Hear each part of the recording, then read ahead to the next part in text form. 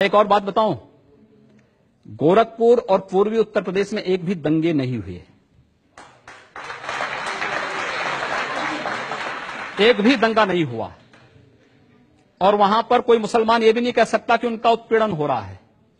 अगर वहां हिंदू सुरक्षित है तो मुसलमान भी सुरक्षित है। लेकिन पश्चिमी उत्तर प्रदेश में अगर हिंदू सुरक्षित नहीं तो मुसलमान भी सुरक्षित नहीं है, क्योंकि ताली एक हाथ से नहीं बजेगी। बहुसंख्यक समाज सुरक्षित हो जाएगा तो अल्पसंख्यक अपने आप सुरक्षित है।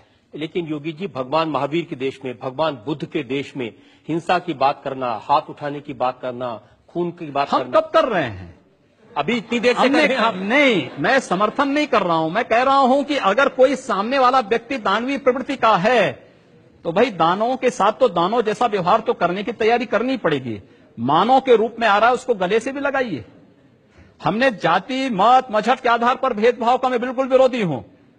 आप आश्चर्य करेंगे, गोरखपुर में उजाड़े जा रहे मुसलमान, 12 गांव के मुसलमान, जहां पे माननीय मोदी जी की रैली कराई थी हम लोगों ने 23 जनवरी को, और वहां का प्रशासन रैली नहीं होने देना चाहता था। वो सब मुसलमान मेरे सामने स्वयं आए कि साहब आप हमारे बीच में करवाइए रैली। मैंने कहा क्यों? तो इसलिए क्योंकि उनको उजड़ने से मैंने बचाया था। आखिर यही तो मुलायम सिंह यादव के नेतृत्व की पार्टी की सरकार है यूपी में। ये लोग तो उनको उजाड़ रहे थे। अब आप ठीक बात करें, बहुत देर बाद नहीं, बहुत देर के बाद नहीं, जो सच होगा मैं वो बोलूंगा।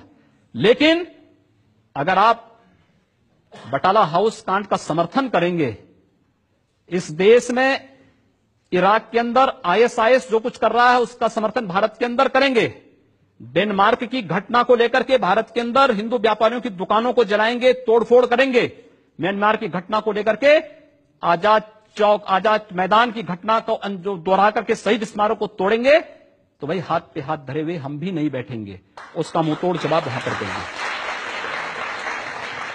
मेरी तो राय यह है कि मुंहतोड़ जवाब देने के बजाय सबको प्यार से समझाने की कोशिश करनी चाहिए। हमारी संस्कृति है। हम भी हमने कहा ना, प्यार से तो हम कार्य कर ही रहे हैं और कार्य करना सिखा भी रहे हैं।